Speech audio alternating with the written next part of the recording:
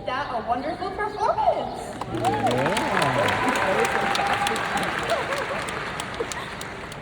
Good morning, faculty, friends, families, and fellow graduates. It is an incredible honor to be standing before you today.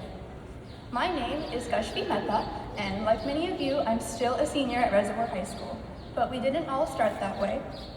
4 years ago, we walked through the front doors, excited but daunted by auditioning for musicals, trying out for sports, and filling in the shoes of those who came before us in clubs, classes, and communities. As we settled in, our young freshman selves slowly became more aware of our shortcomings, aware of people, and aware of their perceptions of us. In a world fueled by comparison and opinion, no one really prepares you for how hard it is to stick through it all when you feel behind and unsure if you'll ever reach your goals. How hard it is to stick by yourself when those goals seem so out of reach. But the truth is, even the people who look like they've got it all figured out don't. We're looking at you, Dr. Shortridge. And even once you feel like you might have it all figured out, you'll encounter new hurdles and you'll have to move backwards. Despite what you've all heard, there is no medal at the end of the race because there is no race at all. Your path might look like a straight line, a staircase, or even a circle, but it is your path. So let the wandering be productive and the journey carry you through the destination. So here we are in the final lap of the race, some of us just coasting over the finish line. As seniors, we've experienced change in many ways. As many of my friends and teachers know, I in fact suffered the painful, incurable disease known as senioritis.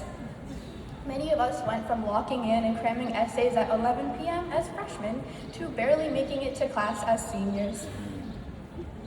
Maple Lawn, the rec, and the mall looked different through the windshield, with our parents reminding us to slow down in our rearview mirror. They were right, we needed to slow down. We felt the pressure of future decisions, but more than that, we carried the weight of the world on our shoulders. We watched our society struggle in the news, grieved the losses of classmates and friends Luca and Jacob, and grew up faster than we expected. We celebrate them today too. Through our hardships, we stood together as a community because despite everything, we came through for one another and picked each other up. And we still managed to get out of bed at 6 a.m. to trek the 3 back-breaking floors of Reservoir, narrowly avoiding the tardy table.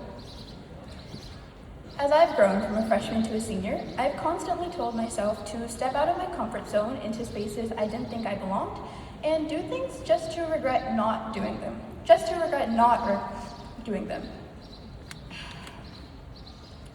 And while it felt challenging and unfamiliar in the moment, if I hadn't gone there, asked for help, introduced myself first, or spoken my truth, I would have missed out on so many experiences, opportunities, and memories, and I would not be standing up here before you all today. Because the truth about embarrassment is that it is a universal emotion that you will feel your entire life, but it is also just an unexplored emotion that's waiting to be learned. If you don't go out there, make a fool of yourself, be chalant, and just face the fear of being cringe, you'll never know the person on the other side of that emotion.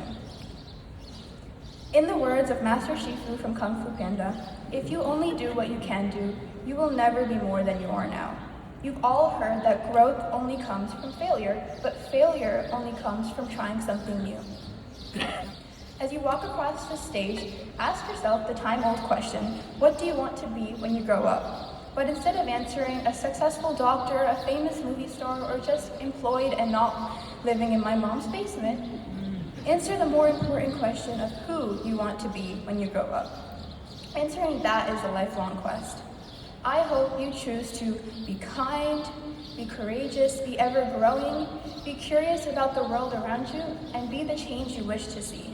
But most of all, be proud of yourself for how far you've come. Now, before I leave this stage and say goodbye, I want to go off script for a little bit. I'm sorry, Miss Miles, it'll be short.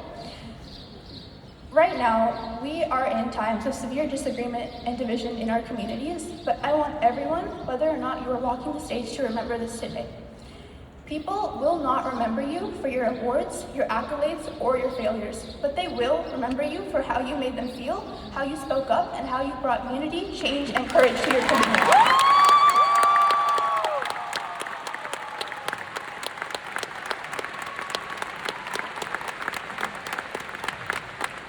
So even when it feels hard, and even when you have every reason not to, speaking up is the one thing that anyone can do anywhere at any time. Because you always have a choice between love and hate, and love is always more powerful.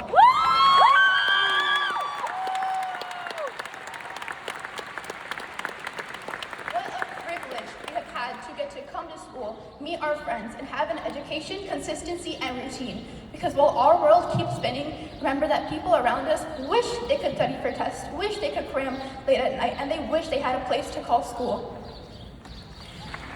So I encourage and I urge all of you guys to speak up, speak to your neighbors, speak to your friends and families, and have the conversations that create change, and join the movements that mobilize.